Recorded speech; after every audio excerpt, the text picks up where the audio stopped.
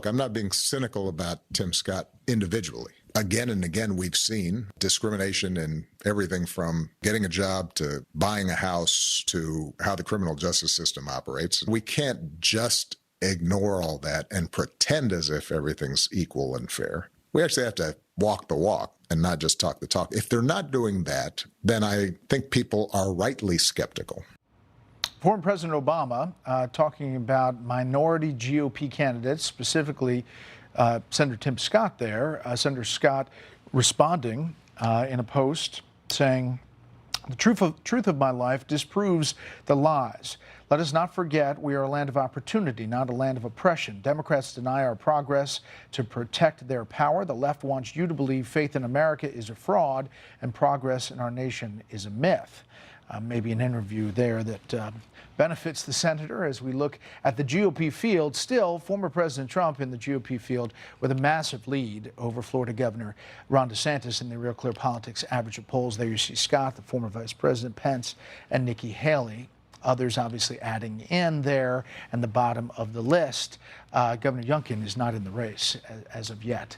Let's bring in our panel. Syndicated radio host Hugh Hewitt, Leslie Marshall, Democratic strategist, and Bill McGurn, columnist for the Wall Street Journal. All right, Hugh, what about that response from Tim Scott and kind of the back and forth over this? Well, I think it was ill-timed by President Obama and unnecessary and inflammatory, and it makes the racial divide in America deeper to attack a black man who happens to be running as a Republican just because he's running as a Republican. Marco Rubio has a new book out called Decades of Decadence, in which he just takes apart President Obama's 8 years for what he did to race relations in the United States. And he's continuing it with that kind of absolutely, I think it's actually disreputable for the former president to attack Tim Scott, whose story is inspiring. And while he's at 5% now, when we get the candidate casino, I think you'll see people starting to put more money on Tim Scott because he's got a great deal of appeal. Leslie? Well, we'll see what my candidate casino bet is. I don't agree with you. What a big surprise. Look, to say that Barack Obama has divided this nation more so along racial lines, to me is laughable. Not only is he the first man of color, biracial, African-American president, but he also brought together and brought out more African-Americans than ever to come out and to vote. Also, other minorities like Latinos and other people of color. I don't think it's wrong for people who are like Tim Scott and the president, of the same race, to talk about their differences and where they disagree and why they don't think that the other party is beneficial to their race. I don't think it's a slam. I think it's an honest intellectual conversation that perhaps even needs to be had further. Meantime, the front runner, Bill, is obviously the former president. He puts out these videos all the time. Take a listen to this one. Joe Biden will forever be remembered as not only the most corrupt president in the history of our country, but perhaps even more importantly, the president who, together with a band of his closest thugs, misfits, and Marxists, tried to destroy American democracy. But they will fail and we will win bigger and better than ever before. That was from the speech the other night.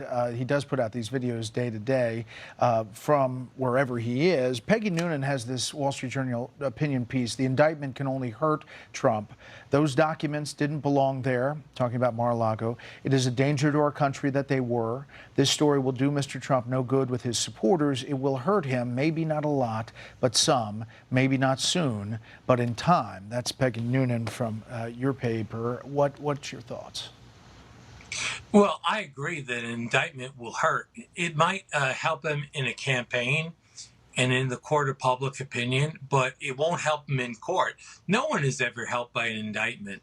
But I think he's playing off a very popular feeling that there's two systems of justice, and he was a victim of it as part of it. I mean, we see the lack of interest in pursuing Hillary Clinton for the same type of crime and Joe Biden. We get credible information to the FBI that there was money passed to him from Burisma, and he's allowed to say that's malarkey. No one seems to follow up. So I think The journal's position is it was a mistake to indict. The indictment charges are serious, and we're not. Trump has some arguments, but he'll probably lose some of them. You can have that opinion at the same time. I think the country is really harmed by what's happened over the last week. I want to turn now to President Biden. Gives a speech today. A lot of things about, main focus was on guns and weapons. The end of it really raised some eyebrows. Take a listen. Not just the shootings that make the headlines, but every single day, every damn day in America. And in most cities, down in Philadelphia and New York, areas I know well, like up here, you'd see a truck pull to the curb and selling weapons, selling guns, selling AR-15, selling weapons. All right? God save the Queen, man.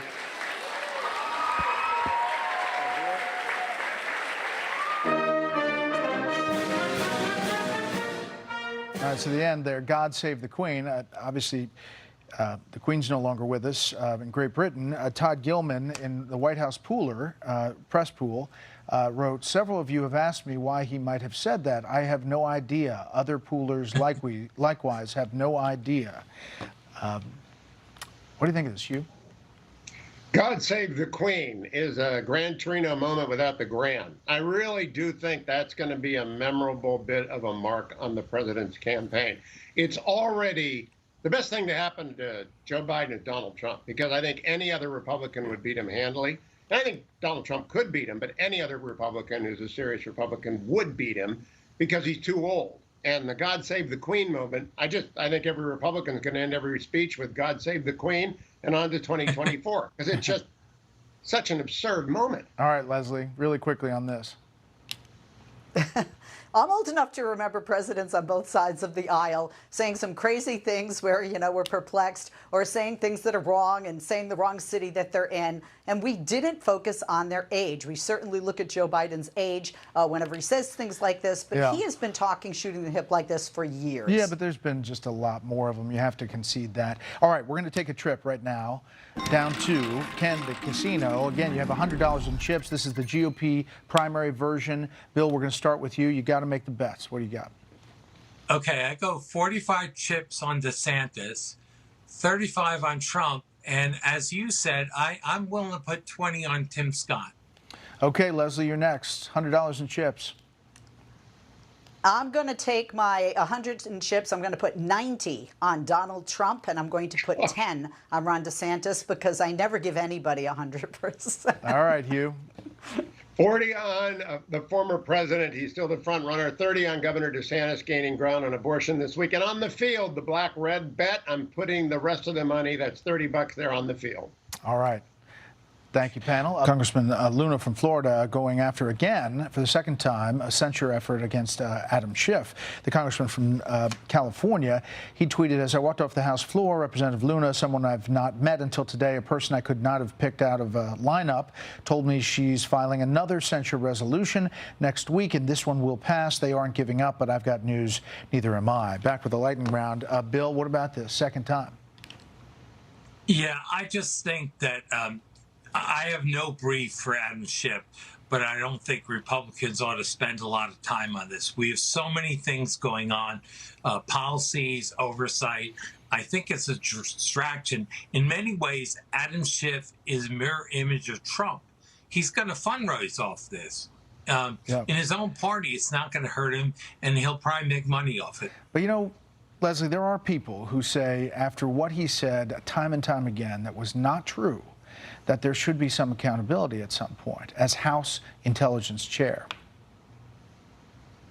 Well, 20 Republicans didn't like the $16 million fine that's been taken away for the second vote. I've only heard Massey and Molinaro come out against it. I don't think they have all 20 votes, and I agree with Bill. I don't think this is where Republicans should go, and I don't think that's where they want to go. So I think it's going to be a second failed effort, and you don't need to censure if you need some kind of accountability. All right, I want to turn.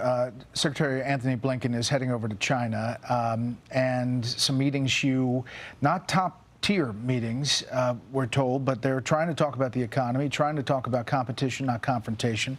Wall Street Journal saying zombie engagement with Beijing. The Biden administration seems determined to revive an approach to China that has failed for 30 years. What about this visit and what China's doing? It's appeasement, Brett. Bill Gates is over there with Xi Jinping today. The General Secretary of the Communist Party welcomed one of his co-opted Americans. It is appeasement by Secretary Blinken. It is appeasement across the board. It's bad for American national security. It's weakness personified. And I wish they would cancel it and start building the ships we need to defend this country. All right. We've got winners and losers. Bill, first with you. Winner? Winners, Chuck Grassley for forcing out into the open the news of tapes of Joe and Hunter Biden allegedly discussing taking bribes from Burisma. He made that public. We didn't even know they existed a week ago. The loser is kind of from the same story. The FBI, which tried to cover it up by redacting that information from the document they let Congress see. All right, Leslie, winner and loser? Winner is the jury in the Tree of Life synagogue murders. All 63 counts, they found this man, I won't say his name, guilty, and they are winners for that. My loser is the state of Texas for taking away from all public universities any diversity, equality, or inclusion offices. Okay, Hugh, winner and loser? The winners are Trump-addicted independent media. You take the most controversial man in America and you make him even more controversial, and the people who depend on him for ratings and clicks win. The loser, all other media. He creates a whirlpool that sucks in every other story, whether it's communist China's spy base in Cuba, the economy, the war in Ukraine. He just dominates everything, and the Trump-addicted media are cheering, and the rest of us are saying, oh, no. All right, panel, thanks. Make it a great weekend.